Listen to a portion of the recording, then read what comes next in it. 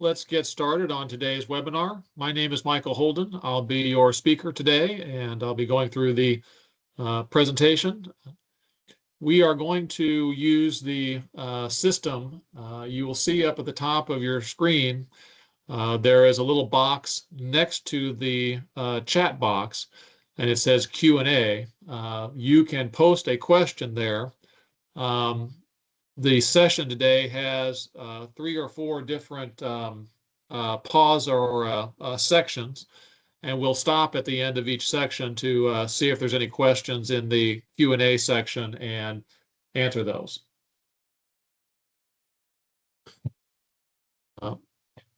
Ashley Rodriguez is our technical advisor. She's also available on the call. She'll be checking through those Q&A questions and making sure that we catch any of those.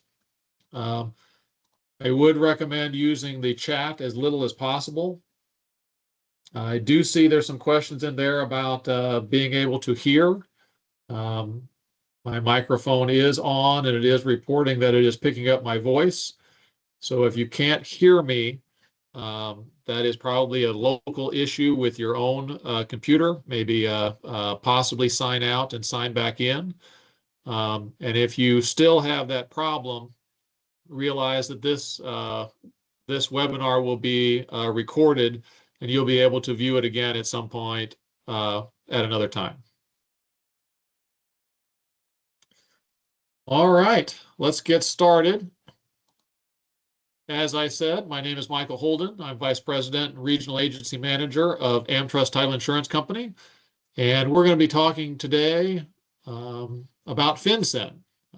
AmTrust is one of the largest insurance groups in the world. We do business in over 70 countries.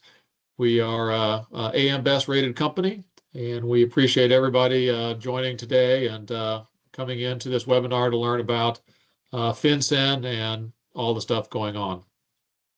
Just a quick note from our legal department, this information is for marketing and informational purposes. It does not constitute legal advice. Please consult your own legal counsel for necessary guidance. And I'm going to point out a couple of places when we're within the webinar where while there is some recommendation and some information from the Treasury Department about FinCEN, it's probably going to be a really good idea for you to speak to your own attorney. If you're a larger organization that has a in-house counsel, make sure you talk to them. If you're a smaller organization, it might be worthwhile to talk to outside counsel about getting an opinion about exactly how to comply with these rules. So from there, we will move on. Here are our 5 sections that we're going to talk about today. I'm going to kind of give you a little background about why the rule is being implemented. We'll go through the basics of the rule, how to report. We'll kind of talk about some of the technology that's out there. And maybe most important of all, kind of the steps you can take to educate your clients, your realtors, your lenders, your other real estate partners, about this rule and how it's going to affect transactions moving forward. So first off, why are we getting this rule?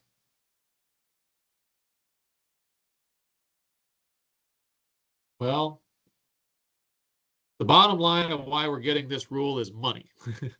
The FinCEN stands for Financial Crimes Enforcement Network, and it is a division of the United States Department of Treasury. And over the last 9 years, there have been approximately 35 counties in the United States where they have required the title insurance companies to submit collected data on cash transactions. That data has been collected over the last 9 years, identifying cash transactions, has helped FinCEN, and more particularly the FBI, target money laundering. And I've seen lots of different presentations. I've seen some that say as many as $9 billion in monies that were being used to be laundered by different various criminal organizations have been identified and have been seized by the Fed. I could not find a direct reference for that, but I did find this this Global Financial Integrity Group, they estimated that just in a 5-year period, over $2.3 billion of money has been laundered through the real estate system. And so when the United States Treasury Department goes to Congress and they go to the administration and they say, look at all this money that we've been able to capture. Think how much more money we'd be able to capture if we had it for all 3,017 counties in the United States.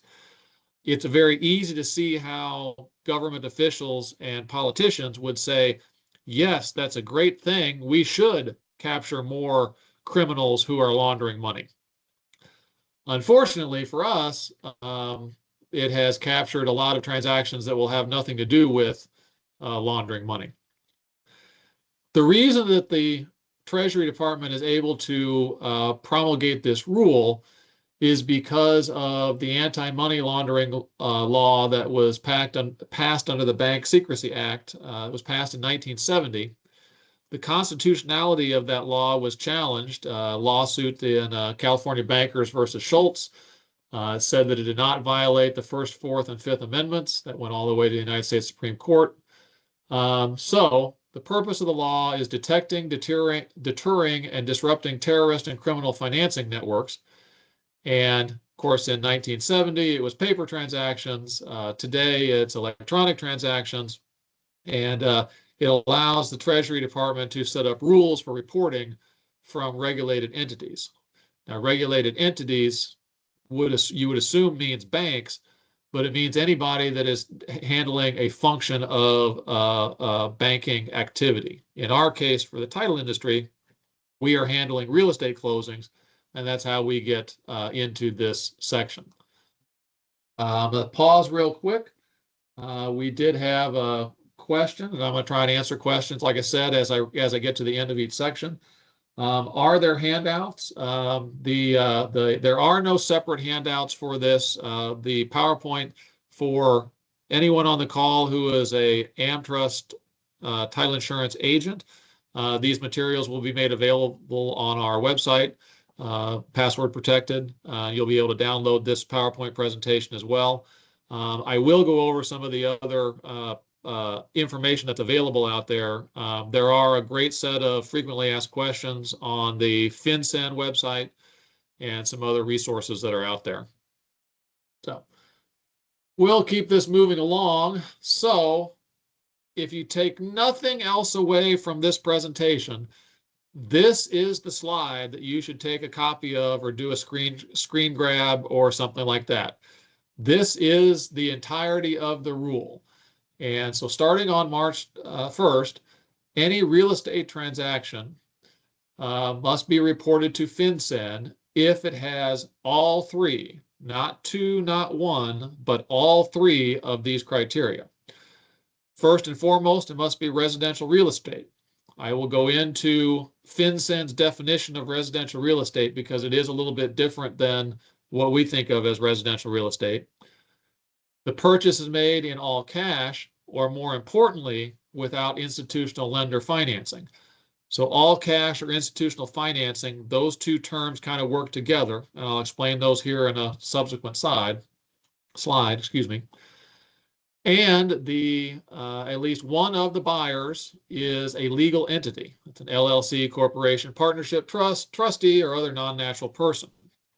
So if the transaction meets all three of those requirements, it is a FinCEN reportable transaction, and if it closes after March 1st, it has to be reported to FinCEN through their portal. So, what is residential real estate? Well, this is information that came directly from FinCEN, includes single-family houses, townhomes, condominiums, cooperatives, condominium units, cooperatives in large buildings containing many units, as well as entire buildings designed for occupancy by 1 to 4 families. Properties are reportable even if there is also a commercial element. So you could have let's say some sort of 3-story building, and the main floor is used for commercial, and floors 2 and floors 3 each have a residential unit on them. That whole building even though it has commercial on the main floor, would be considered residential real estate under this rule. It also includes land on which the buyer intends to build a structure designed principally for occupancy by 1 to 4 families. Now, I heard a great presentation at the Indiana Land Title Association, and they brought up the fact that that we were very close to a large tract of land inside of Carmel, Indiana.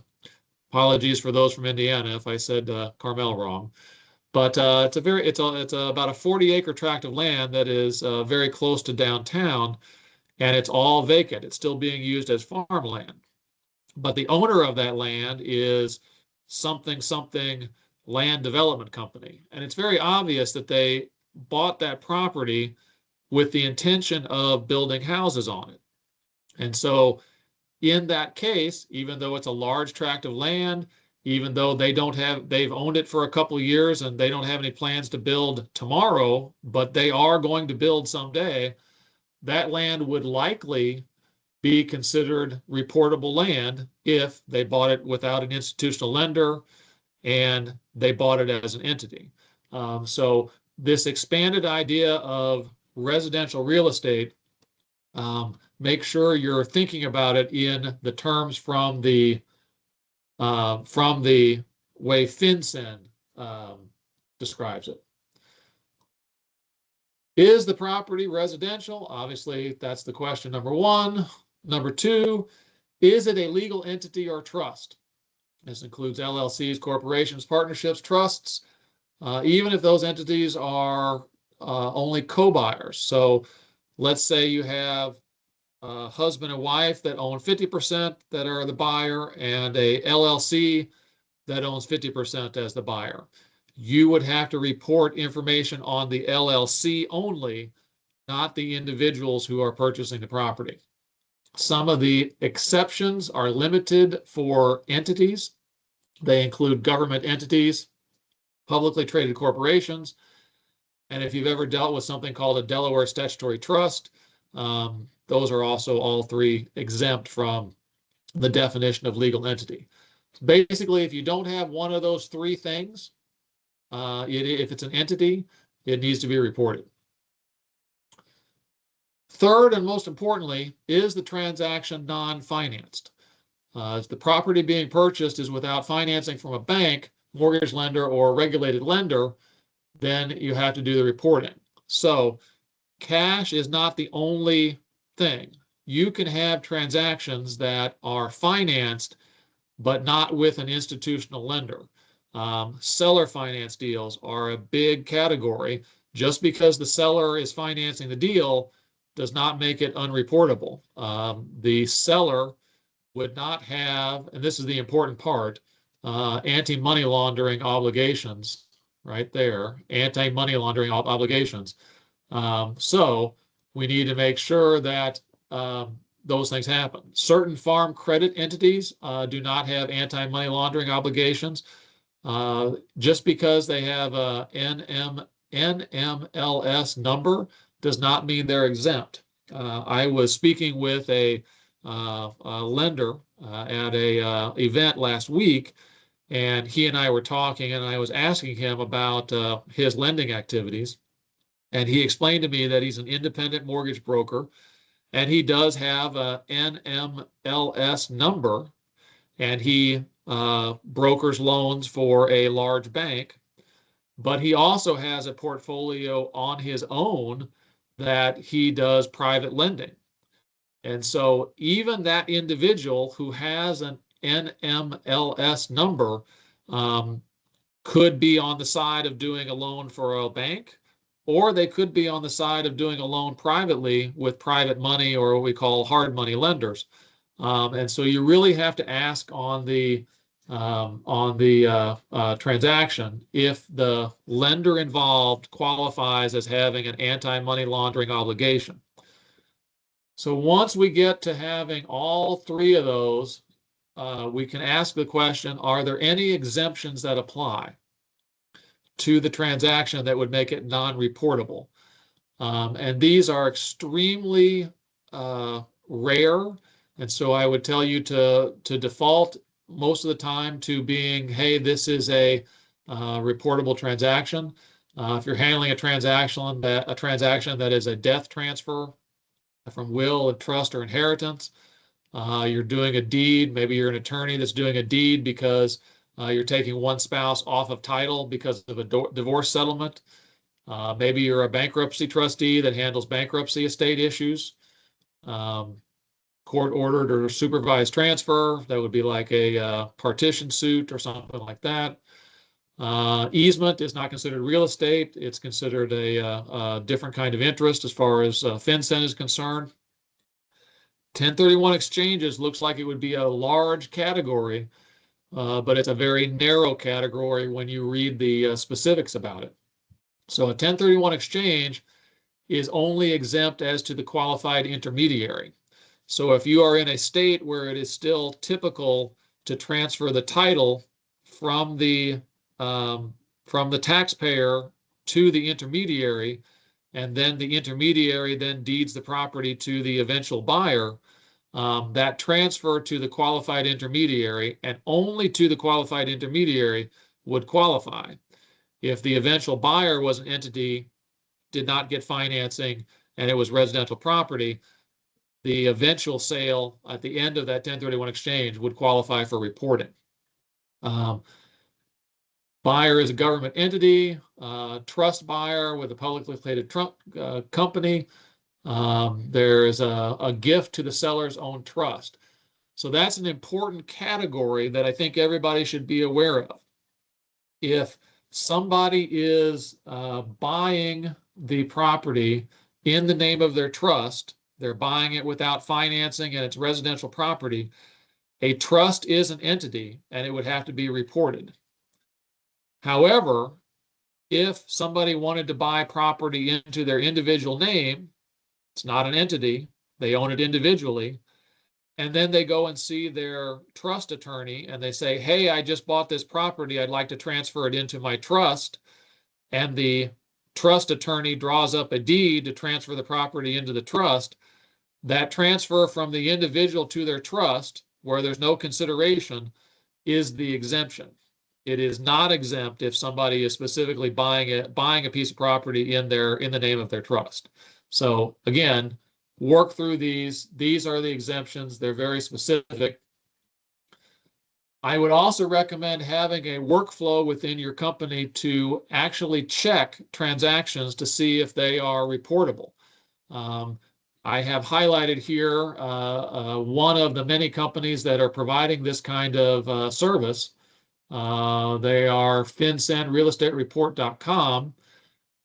They, as well as many other companies out there, have a free checker tool. It's just a quick 30 seconds to run through the questions, and it's a really easy thing to print out and put in your file to make sure that you have identified whether or not the property is reportable or not. Definitely recommend not only them, but many of the technology partners that have come into the title insurance space to be able to do these kind of transactions. Your software companies will have available technology to be able to help with this. But having a free checker on each file is going to be a real benefit.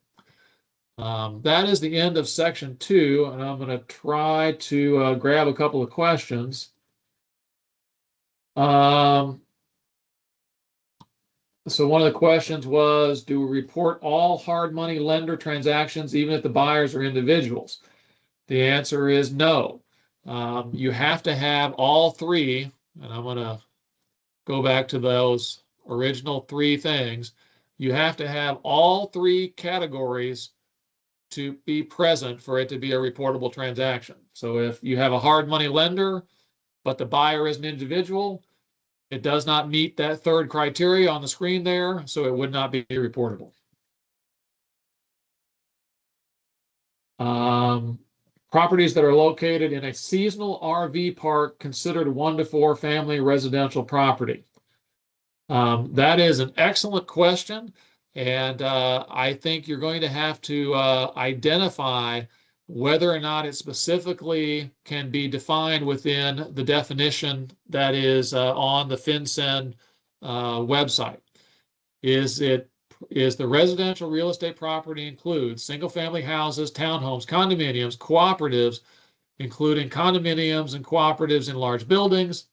So could that RV park be defined as a cooperative where they're actually getting fee title to a pad and they have certain rights and privileges to the rest of the RV park? I think that that's probably likely. And I would certainly check with your state counsel and check with your own attorney as to whether or not that would be reportable. That's actually a really good question. I haven't had that question come up in these. This is about my 8th presentation on FinCEN, and that's a good one. Not that it's a competition or anything, but that was a really good question. Answer one or two more. So a question about a third-party redeemer on a foreclosure. Again, if it meets these criteria, a foreclosure transaction is not exempt in and of itself. If it's residential, if the redeeming party is paying cash without institutional financing, and the redeeming party is a legal entity, then it's going to be a reportable transaction. That's absolutely correct. All right, let's go on to. So I do see a couple of the questions coming through the chat, and I'm not able to grab those. Up at the top of the page, if you use the thing that's right next to the chat button, it says Q&A. That's where we're taking questions in, and so we want to make sure we're capturing all those. One more question before we move to section 3. If they are building a property, if the building is going to have more than 4 residential units, it would be considered commercial, and this rule does not apply. I would say the answer to that is yes and no. If they are building an apartment complex with 5 or more units, and it is going to be operated as an apartment complex and owned by one single owner, it is likely that this rule does not apply. However, if they are building an apartment style building that has many units and they are going to sell those units as they're going to sell those as condos, or they're even going to title them as condos to where they're individual units.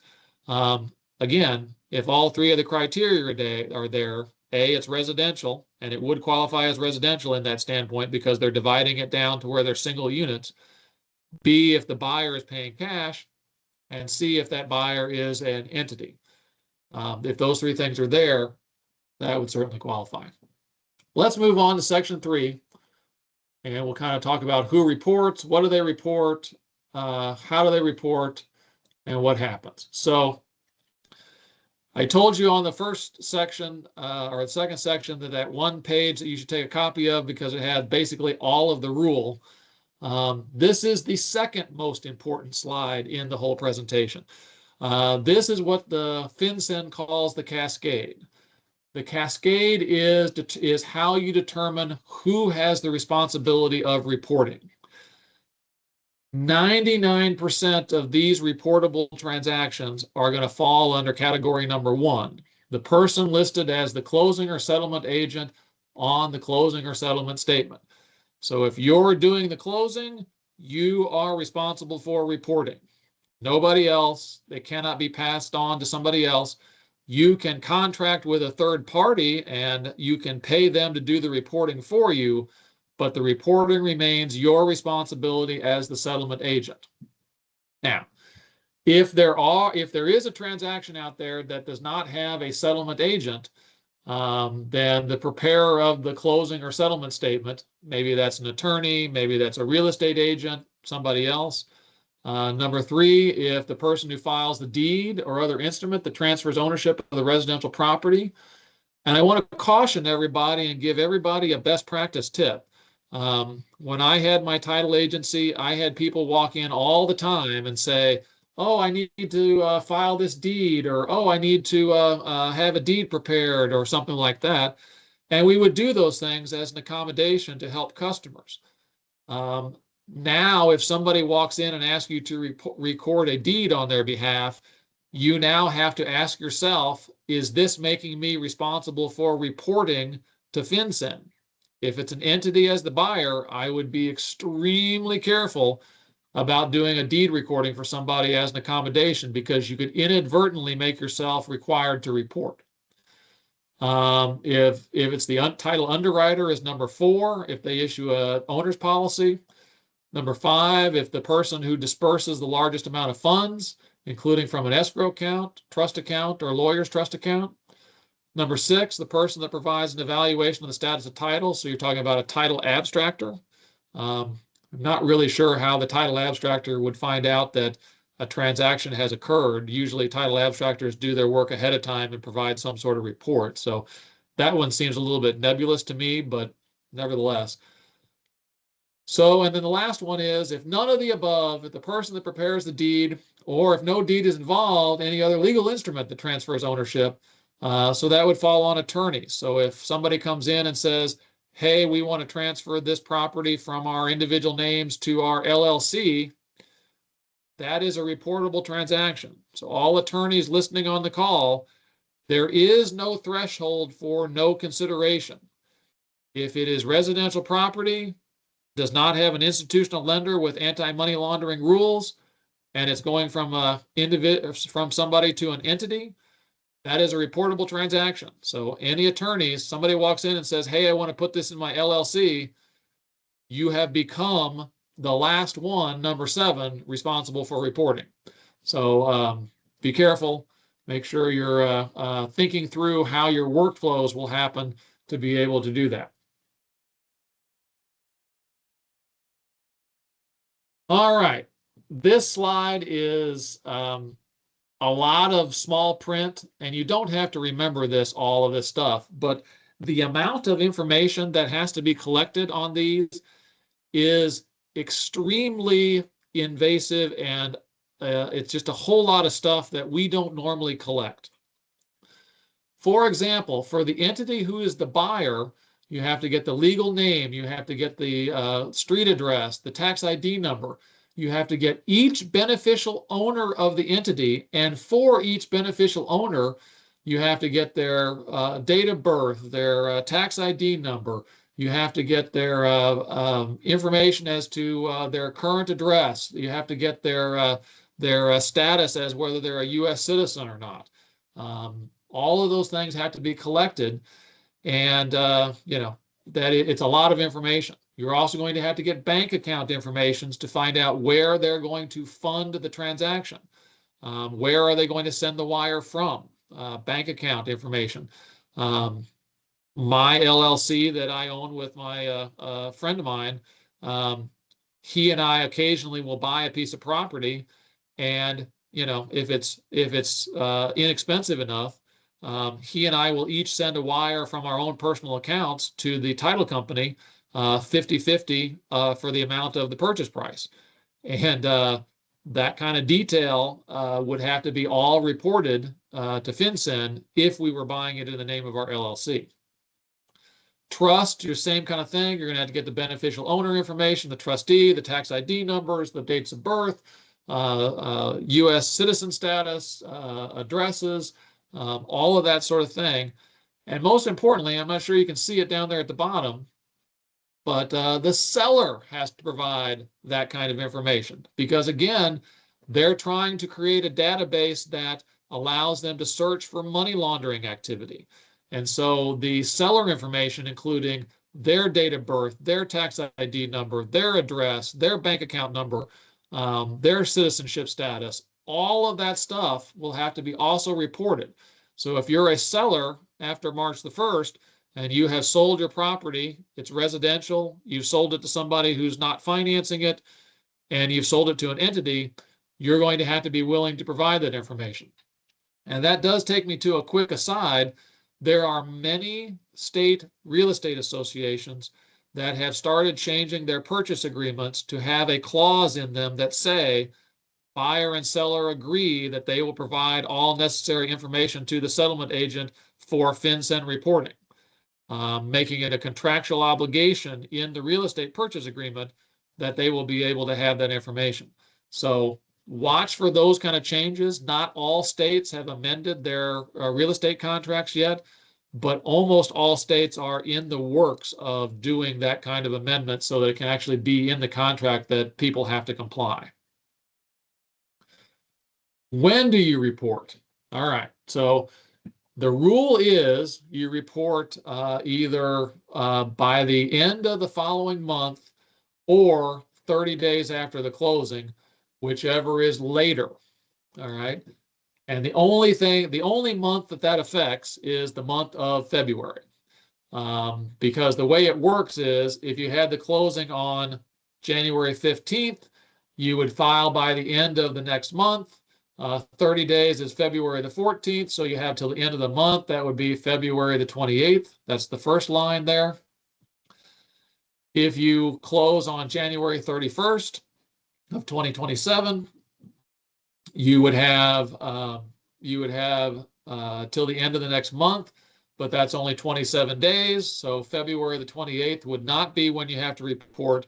You would have until March the 2nd to be able to report this. So 30 days or the end of the following month, most everybody is going to just report these the following month after the closing happens. That's going to be the norm that everybody is going to follow. There are extreme penalties for failing to report. A negligent violation can lead to a civil fine of up to $1,394 and an additional over $100,000 for an ongoing pattern of negligence. Willful violations can lead to up to 5 years in prison and criminal fines of over $250,000. So there is some teeth behind this rule. It is a felony to willfully violate the rule and not report. I attended a fantastic session in Minnesota. Shout out to the folks from the Minnesota Land Title Association. I had somebody raised his hand and said, "Hey, I'm hiring. I am trying to hire a title person who is qualified enough to be able to fill out these reports and file them with the Treasury Department, but yet someone who is low enough on the totem pole that they are expendable and they can go to jail so I don't have to." And of course, this is a webinar. It's a joke. You can't hear everybody laughing, but it was very funny because it really drives home the seriousness of not filing and not having a good workflow in place to make sure that you are actually following these rules and filing these reports when you need to. All right, that's another section completed. Let's drop over here to the see if we can answer some questions. And I apologize. I'm getting old. I have to put my glasses on. So let's check out some new posts here. If an entity does not have a taxpayer identification number, which happens frequently in single-member LLCs and trust, are they required to obtain one? In those instances, there is guidance on the FinCEN website specifically, and I think it says, please verify this, but I think it says to use the Social Security number of the individual for a single member LLC or a trust. They will have to provide their taxpayer identification number, whether that's a Social Security number or an entity number, one or the other. Will these slides be shared? Yes, they will be available after the presentation. What about deeds and fulfillment of a land contract? Would this new requirement that the reporting was not done at the time the land contract happened? So the transfer under a land contract, remember, and I'm getting way into the weeds and I apologize for this, but when you execute a land contract, equitable title transfers to the buyer. And then what we call a record title or fee title transfers when they do the deed. I think FinCEN's intention is to capture when that deed is filed and identify those transactions. So if you are fulfilling a land contract and you're doing it with cash and it's residential property and the buyer is an entity on that land contract, When you prepare that deed, remember back to the cascade, someone who prepares the deed is responsible for reporting. I think that that is a reportable transaction for sure. Um, if the earnest money is paid down by the buyer and is uh, held by the LA and not given to the settlement agent, but deducted from the commission, how is that reported or handled? The earnest money being netted out from the commission, that does not affect whether or not this rule applies. The three criteria: is it residential property? Is it non-financed with an institutional lender? Is an entity as one of the buyers? Those three things. So if the real estate agent is netting out the earnest money as part of their commission, that will not affect. Do two more here before we move on. If you have a contract in an LLC as the buyer and you inform everyone it's reportable, they tell you they're going to amend the contract and change the buyer's name. That is the actual next section, and I will get to that here in just a moment. And then lastly for this section, in a split closing, should the title company with the buyer file it, since it's the buyer who drives whether needs to be filed? I think that is an excellent recommendation for the parts of the country where we do split closings. I will tell you also that many land title associations that I have attended that have talked about this topic, the topic comes up of fees or charges. We are not recommending one way or the other whether a fee should be charged to the buyer to pay for the cost of you doing these filings and the man hours and the preparation time. However, I have heard many title companies say that they are planning to charge a fee. So it would make sense in a case of a split closing that the buyer side should do the filing. I'm familiar with some states that do split closings, and I will say this: split closings are always a cooperation between the seller side and the buyer side title companies, and I would make sure that you are working with the other side to identify that one of you is and one of you is not doing the reporting. It would be useless for you both to do the reporting. It would just double up the data in the database. There is no penalty for doing double reporting. There's no fine, there's no penalty. You're not doing anything wrong if you accidentally file something twice. Just realize that I think it would be wasting time and wasting people's effort to do that twice. So a little bit of insight there about some split closings. If you are one of the parts of the country that does not have split closings, you are very lucky. All right, let's keep moving. So one of the things I want people to think about is how your workflow will be adapted to work with these kind of transactions. So there is technology partners out there.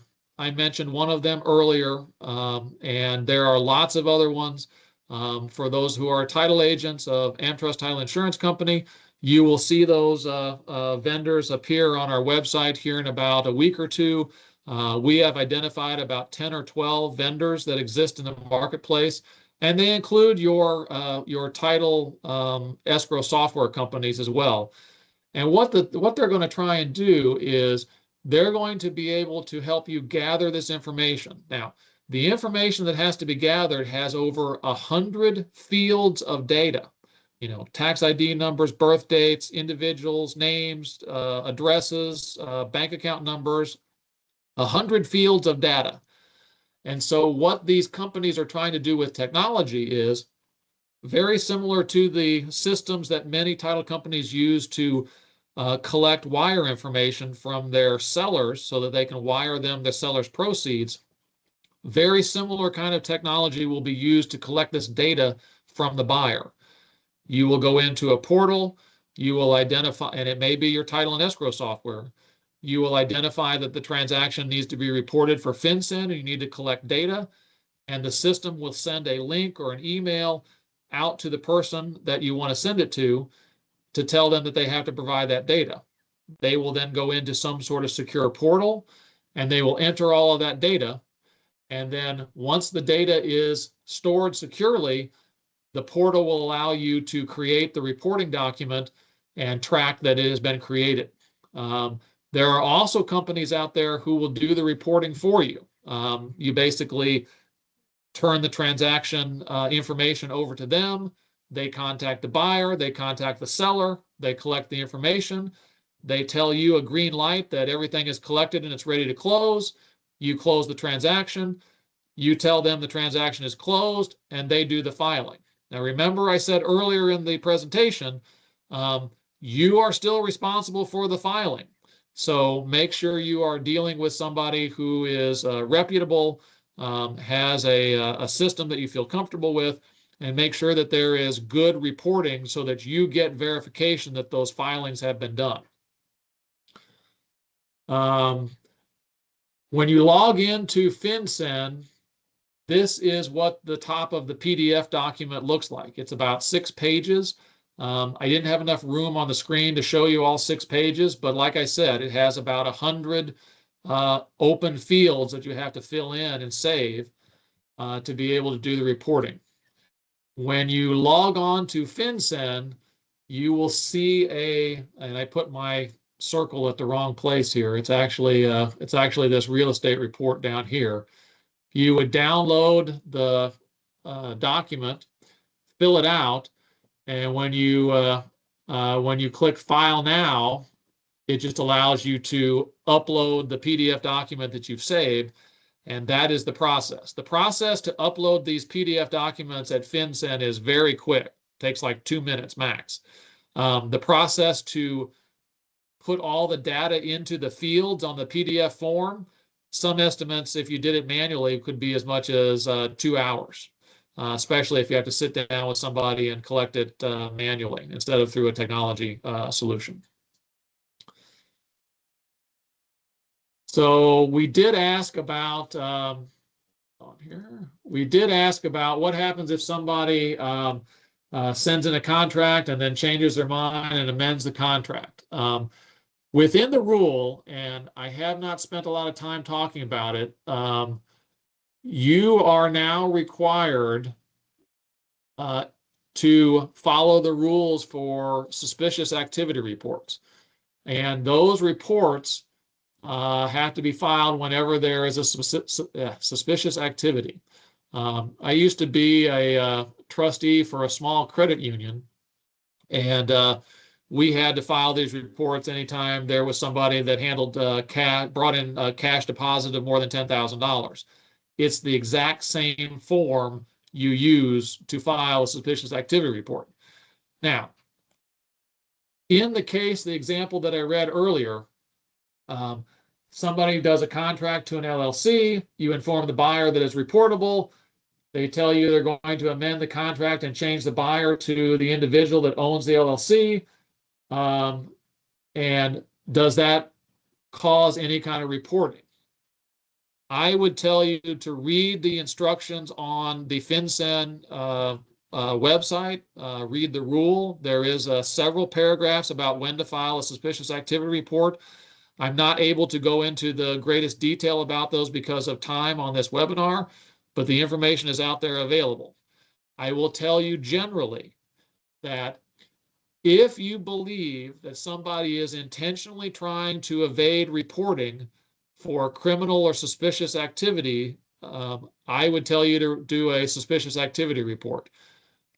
Suspicious activity reports, and you need to read the rules about them as well, but they are secret. You don't get to inform the buyer, oh, I'll have to file a suspicious activity report if you change that real estate agreement to an individual. If they do it and they close with you, you have to make a determination as to whether or not you would want to file a suspicious activity report based on the entirety of the transaction. Again, just somebody deciding, oh, at the last minute they want to take it in their individual name because the lender was giving them a better interest rate. That would not prompt me to file a suspicious activity report because I know the reason that they're making the change. It's for the better interest rate. Maybe they got the benefit of not reporting, but you have to look at the totality of the transaction to see if there is nefarious intent. And I know nefarious intent is a hard thing to figure out, but that's really what the Treasury Department is asking us to do. All right, that comes to the end of the technology section. Let's see if we can grab a couple more questions. Is somebody confirming only need to report if all three criteria are present? Yes, residential, cash or non-financed, and it's a entity. Could be an LLC, a trust, a partnership, any of those things. Another question. If there is no cash consideration, but the buyer will be an entity, even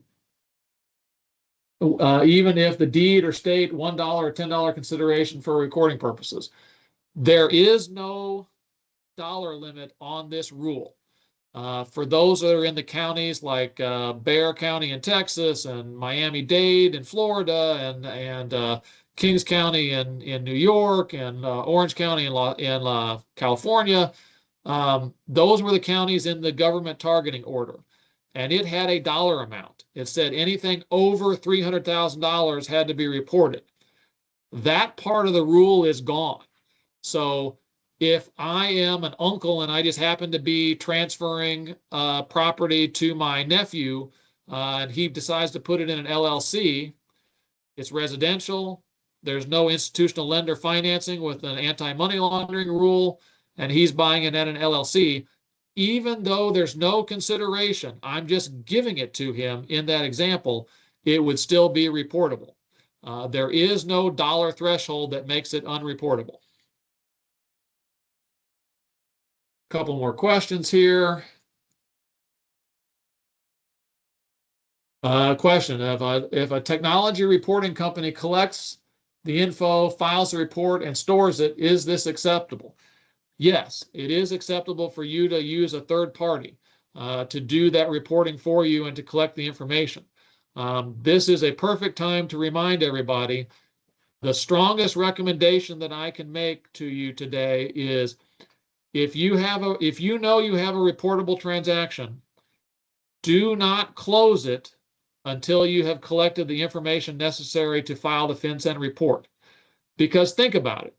If you go ahead and close and like, oh, I forgot to collect this information, and you start calling the buyer and say, hey, I have to get your information, your date of birth, your social security numbers, your residency, your address, your citizenship status, they're not necessarily going to come back and say, oh, yeah, I'll give you all that information. Do not close the transaction unless you have collected it, all of it up front. And if you're using a third-party technology company, in their platform or in their website where you're doing your transactions, it's going to give you a green light to close and say, yes, all the information is collected, you're going to be able to close. That's an extremely important point that I want to make for everybody.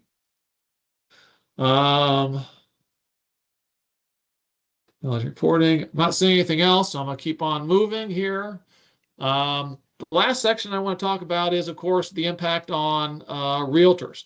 So I already mentioned the fact that all of the Association of Realtors are updating their contracts. Not every state has done that yet, but I think you really are going to have increased coordination with title and settlement professionals. You're going to have to talk to your realtors. I have been doing in-person sessions for realtors, and I've done them in a couple of states now, actually 3 states. And, that is an important communication tool to educate your real estate partners about these changes.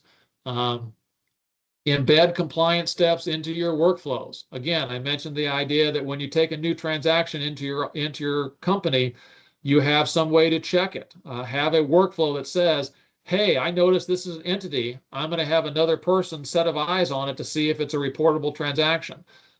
Just those extra steps and building those into your system are going to be extremely helpful. The most important thing I say about talking to real estate agents is make sure that real estate agents know this is going on. Guess what's going to happen the very first time you do one of these transactions? You're going to send a link, or the technology provider that you're using is going to send a link to the buyer, and it's going to say, fill out all this information. It's reportable to FinCEN. And guess who they're going to call? They're going to call their real estate agent, and they're going to say, why do we have to do all of this stuff? I've never had to do this before. I want to pull this transaction and go to another title company. You know, all of those kind of things are going to be said to your realtor. Your realtor needs to be empowered and educated to be able to say, oh, wait a minute, this is a new rule. If we go to another title company, you're going to just have to do the exact same thing over there. We really need to comply with the rule and make sure that we're doing as much as we can to be in a compliant environment. So talk to your realtors, get a chance to go out there. I always loved it when I had something new to share with my real estate agent partners. Let me kind of keep them informed and make sure they were up to date. For those of you who are AmTrust title agents, on our ASAP website, you will notice, get my glasses on, make sure I do this correctly. You will notice when you log in that there is a section called Education and Training on the left-hand side menu. And when you open up Education and Training, you will get our FinCEN resource. You have to click on a link. I believe it's the top one.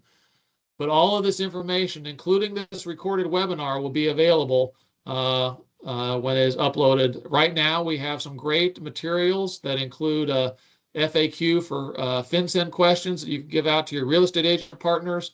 Includes the suspicious activity report form, includes the form to file with FinCEN, a link to FinCEN's rule so you can actually read all 100 and something pages of it. Again, if you have a general counsel in your company or outside counsel, make them read it. I'm just being a little mean to the attorneys there. I'm sorry. Understanding FinCEN's rule and such presentation. That's this presentation, so you'll be able to download the slides from this. All of those things will be available to you. If you are interested in getting these and you're not an AmTrust agent, message me. I'll have my contact information at the end. I'd be happy to hear from you via email and provide you some information as well. The flyers that are available on, so you don't have to go to AmTrust website to get the information about the materials. There are flyers and FAQs and other information available on FinCEN's website. And if you haven't taken a few moments to go ahead and read those, it does answer some of those kind of questions that are out there available. As we're wrapping up here, I wanted to see if we have a couple more questions that we can answer. Oh, somebody asked the question that I have not yet gotten an answer to. All right. The question is, does this apply to timeshare transfers? That is an excellent question that has been presented to FinCEN, and to my knowledge, they have not come back to the working group at the American Land Title Association to answer that question. However, I'm going to give you my best guess. And again, remember I told you the disclaimer at the front of the session, where this is not legal advice. This is just informational purposes only. Make sure you talk to your own attorney and get a detailed information. When we say the word timeshare, we can be talking about a lot of different types of ownership. When you think of like Hilton or Marriott, where you are buying recurring points in a particular property, points are not a real estate interest. Points are a personal property interest. And so a Hilton or a Marriott timeshare would not, in my opinion, and only my opinion, qualify as to be reportable under these rules. However, for those of you who don't know, I grew up in the state of Missouri, and I did a lot of title work at the Lake of the Ozarks. If you're not familiar with the Lake of the Ozarks, watch the TV show Ozark on Netflix. I believe it just wrapped its final season in 2025. But at the Lake of the Ozarks, they had these what I would call quasi timeshares. So you can buy 13 weeks of ownership of a particular property. So you own 1/4 of it, and you have designated weeks throughout the year where you can use that property. And there are 3 other owners that own that. That is a deeded interest in real estate. And even though we call it a timeshare, it is a partial ownership that would qualify under this rule. So you have to really be very careful and ask yourself, what kind of timeshare is it, and whether or not it applies to this situation. Answer a couple more questions. Maybe. There we go. Oh, it dropped my, let's see what's in the chat here.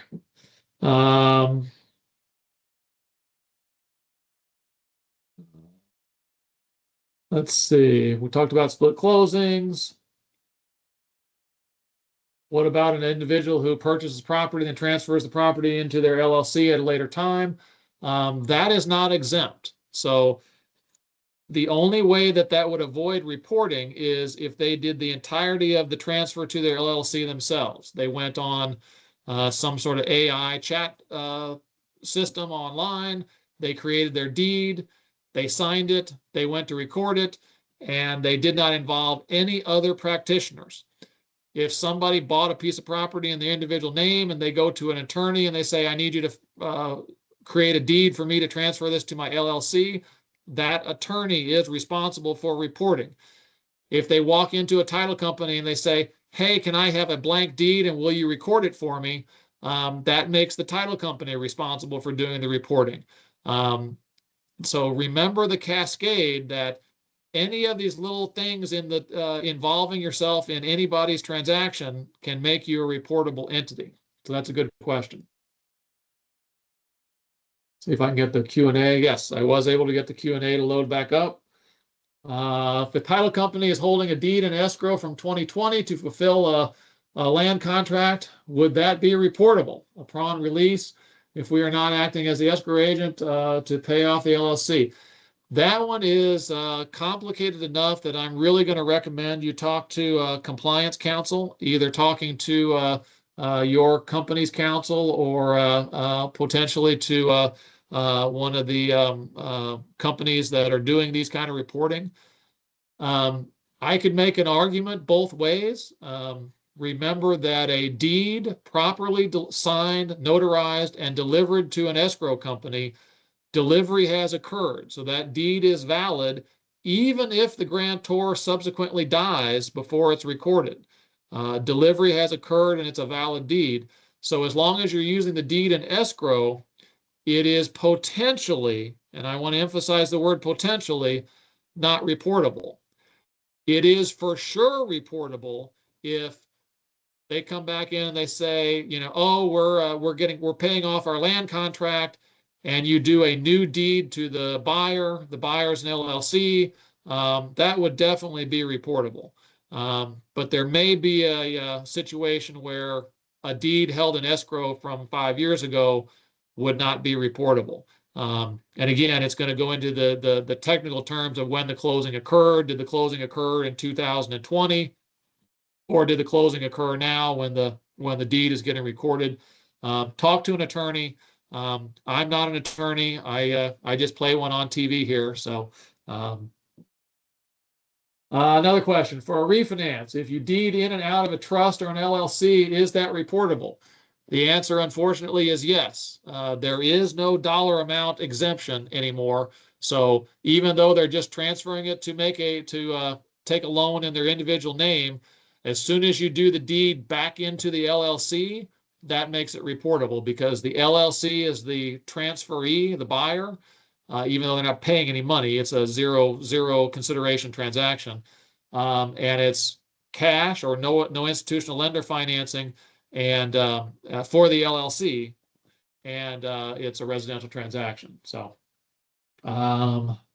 are these requirements nationwide? All counties, all states? Yes, all counties, all states, all property in the United States, all 50 states and the District of Columbia. all of them apply. So I do want to mention that this presentation was prepared with resources from several different resources. They're listed there for copyright purposes. They're available too as well. Certainly going to the U.S. Treasury Department's FinCEN portal has a lot of this information on there and available. So I'd recommend doing that as an additional step. And last but not least is my contact information. Again, if you are an agent of AmTrust Title Insurance Company, this information will be available on our ASAP website and available for download. If you're not an agent and you're just interested in getting some of this information, I'd be happy to send you the PowerPoint presentation. The other information is certainly being held for our agents, and we'd welcome you the opportunity to become an agent. Love to talk to you about that. I'll leave that up as I answer one or two last questions. I know we're right at time for the seminar. And let's see here.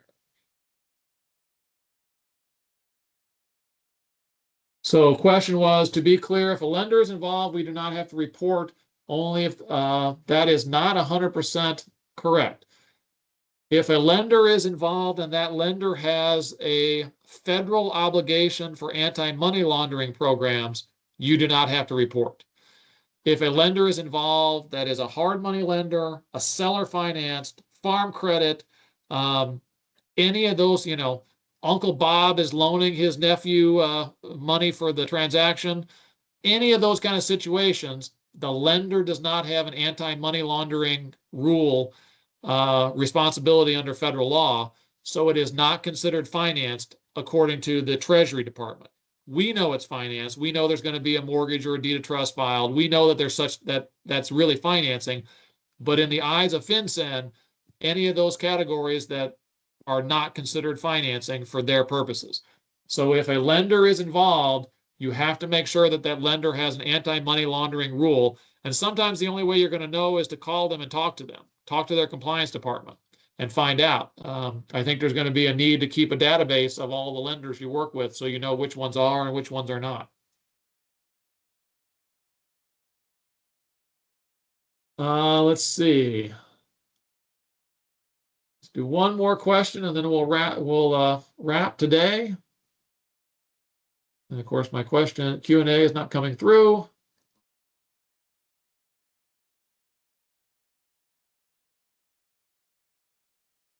All right, so I do want to say thank you again, everybody, for attending today.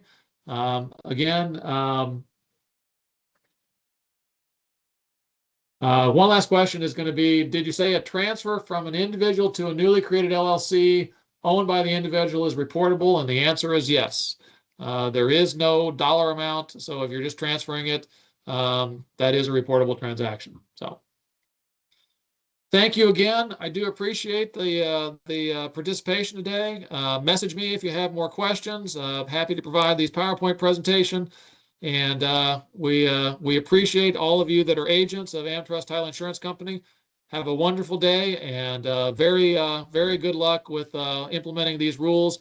You can do it.